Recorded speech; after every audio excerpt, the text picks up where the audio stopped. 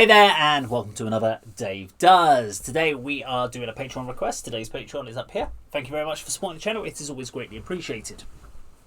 We are checking out some drums by David, and the song is Wattage. Now, we've just done Drums by David and Scatterbrain, but this may not have gone up depending on which day I upload videos. This one may go up before the other one does. So I don't really know. So I won't comment on what I said about on the last video.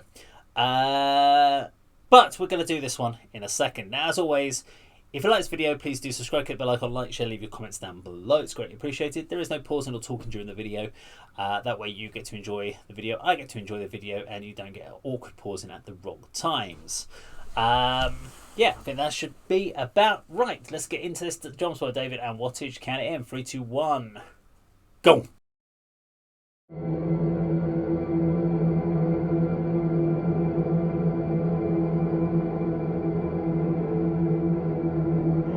So in exactly the same way, if I think all the time, that is to say, if I talk to myself all the time, I don't have anything to think about except thoughts. Therefore, I'm living entirely in the world of symbols, and I'm never in relationship with reality.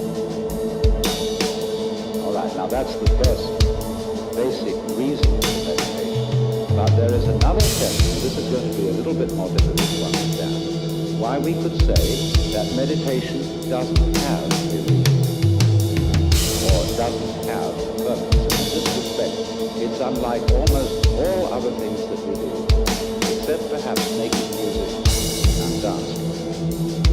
Because when we make music, we don't do it in order to reach a certain point, such as the end of the composition. If that were the purpose, get to the end of the piece, then obviously the fastest players would be the best. And so likewise, when we are dancing, we are not aiming to arrive at a particular place on the floor, as we would be if we were taking a journey. When we dance, the journey itself is the point. When we play music, the playing itself is the point. Exactly the same thing is true in meditation.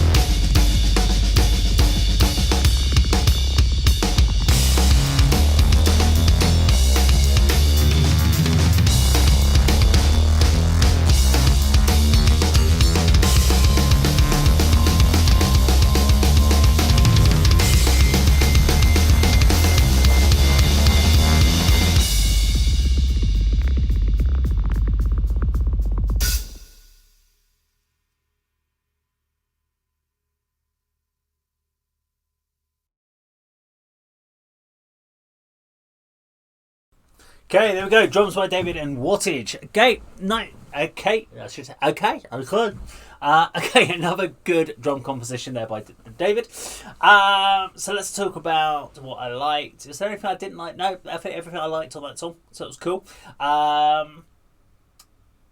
So it's very interesting talking about a drum composition versus a piano composition or something like this. So we're talking about use of samples and stuff like that. It's very much about showing his technique of what he was doing. So there's a couple of things I really liked. I liked how in the intro it was kind of almost like very loose jazz, and then he'd throw these little fast patterns in and then just kind of sit back again back into this really loose pattern.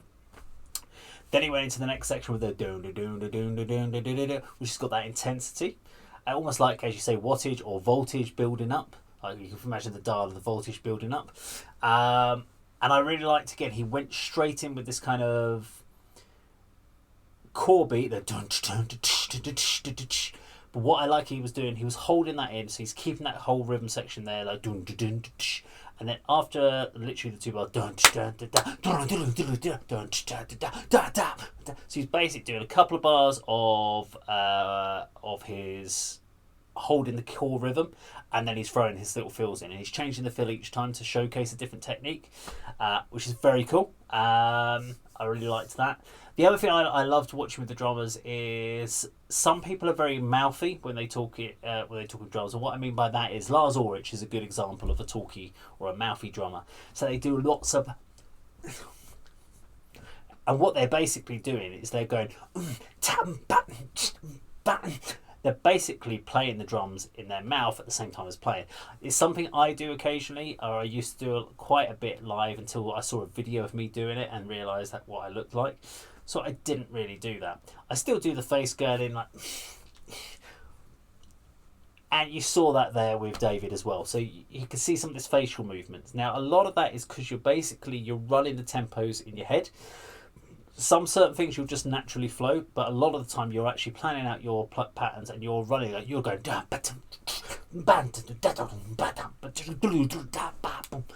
so you're doing ba boom ba in your head. So that's why you've got this mouthing going on. The other thing is you've got the full body metronome. So you could see when he was doing it, he was kind of going. Even when there was no drums playing, he'd do that. And the reason is you're constantly trying to keep your flow. You're keeping your body in sync with what you want to do. If you just stopped and you just went, and then you kicked in, you sometimes lose that rhythm. You sometimes can be slightly off the beat. So I find as well, I'm quite similar. So I kind of like to move.